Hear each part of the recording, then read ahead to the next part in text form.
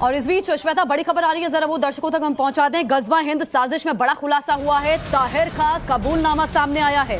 देखिए, लगातार ताहिर से पूछताछ चल रही है और उसने कबूल किया है और कहा है कट्टरपंथियों से व्हाट्सएप ग्रुप से मैं जुड़ा था, अलग अलग शहरों के व्हाट्सएप ग्रुप से भी वो जुड़ा हुआ था और लगातार हिंदुस्तान में अशांति का माहौल पैदा करने की रणनीति उस व्हाट्सएप में बनाई जाती थी। अलग अलग देशों से उस व्हाट्सएप ग्रुप से लोग जुड़े हुए थे, पाकिस्तान, बांग्लादेश। हमें साकेत और अपडेट देंगे। साकेत, और क्या बड़ी खबर है इस मुतालिक? कबूलनामा ताहिर का इस बीच सामने आया।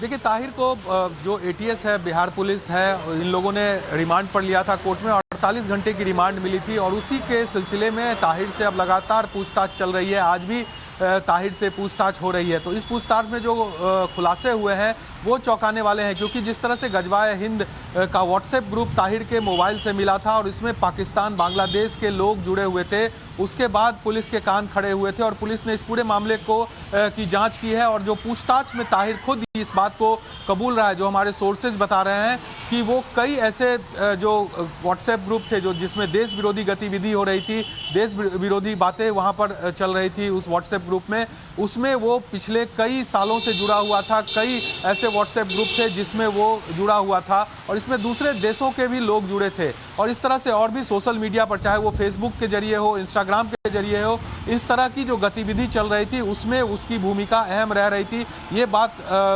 दानिश ने यहाँ पर कबूल की है। और अब सबसे बड़ी बात है कि इन लोगों का जो पूरा नेटवर्क था वो कैसे काम करता है, ये अब एसआईटी और जो एटीएस है वो जानने की कोशिश में है कि आखिर इन लोगों का जो नेटवर्क चल रहा था वो कैसे चल रहा था, लोगों की फंडिंग कैसे हो रही थी, कैसे एक दूसरे से ये लोग मिल रहे थे। ये तमाम ऐसी चीज़ें हैं जिस पर अब जो एटीएस है और पुलिस है वो जांच कर रही है। और बाकायदा इसके लिए पूरा क्वेश्चन आयर तैयार किया गया है, जिसके आधार पर ताहिर को बैठाकर उससे पूछताछ की जा रही है और क्रॉस जो जांच है वो भी वहाँ पर चल रही है। तो कई खुलासे आने वाले समय में होंगे जिस तरह से ताहिर से यहाँ पूछताछ हो रही है। जी बिल्कुल, आप बने रहे हमारे साथ। इस बीच एक और